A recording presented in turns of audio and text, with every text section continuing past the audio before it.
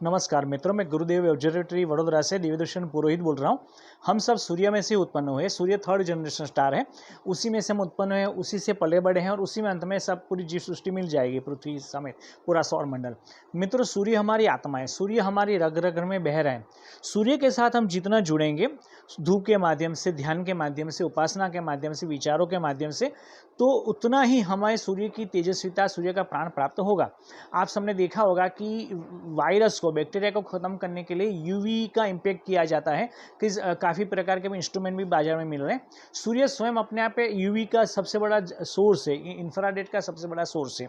और वेदों में कहा गया है कि प्रातःकालीन सूर्य धूप सबसे श्रेष्ठ माध्यम है।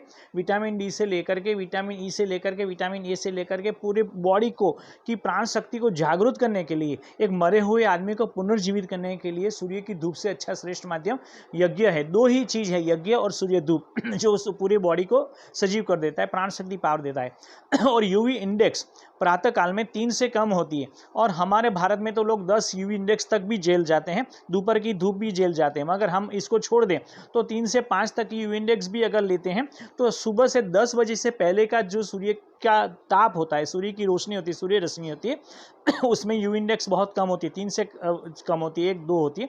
वो हानिकारक नहीं है मगर फायदेमंद होती है। उस टाइम पर ग्राउंड लेवल ओजोन भी बहुत कम होता है और एटमॉस्फेयर बहुत क्लीन रहता है। तो जितना हो सके सूर्योदय के बाद का थोड़ी गर्मी हमें महसूस हो, उस प्रकार का सूर्य की रश्मि हमारे पूरी बॉडी पर लेनी चाहिए।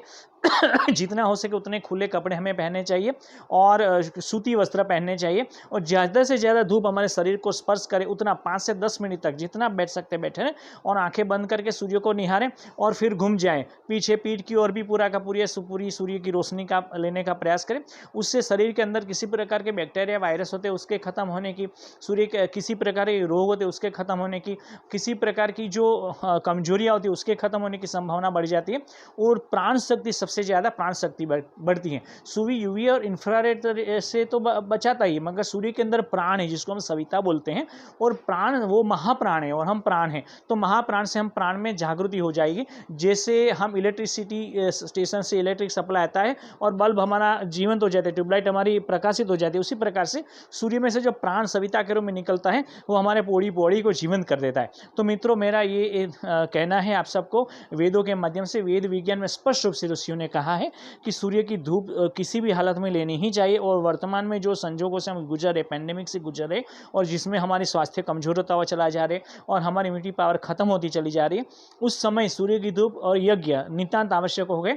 तो प्रतिदिन प्रातः काल जितनी हो सके 7, 8, साढ़े 8 बजे तक, 9 बजे तक की सूर्य की धूप लेनी ही चाहिए। सबको लेनी चाहिए, छोटे बच्चे से लेकर के बुजुर्ग तक। तो इसको ले और प्रयास करें कि सूर्य नारायण की, क्रांतदर्शी सूर्य की आत्मा सविता हमारे में प्रवाहित होती चले जाए। आओ प्रार्थना करें पैंडेमिक के समाप्त होने की। सर्वे भवन्तु सुखिनः, सर्वे सन्तु निरामया, everyone be happy and everyone be healthy. This is Divya Darshan Purohit from Gurudev observatory Vadodara, India. Good day friends.